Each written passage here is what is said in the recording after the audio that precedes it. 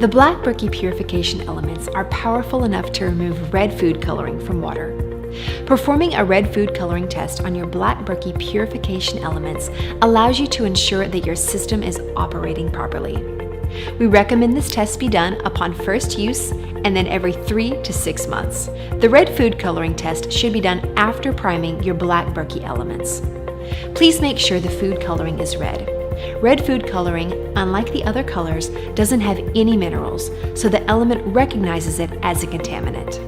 Start with an empty system, upper and lower chamber, and remove any Berkey fluoride and arsenic reduction post filters, if installed. Place the upper chamber only, with the elements installed, on similar sized cups directly underneath each black Berkey element.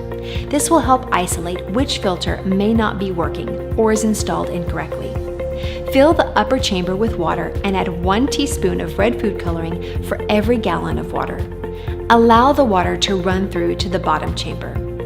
If the red food coloring is removed entirely, your purification system is working properly. If the water in any of the cups is red or has a pinkish tinge, then that particular element is not working or installed incorrectly.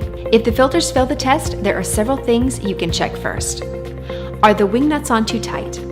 If the wing nuts are on too tight, this could cause stripping on the threads of the wing nuts or the threads of the element stem, preventing a correct seal.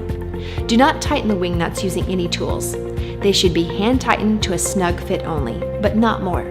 Are you using food coloring that is red and artificial?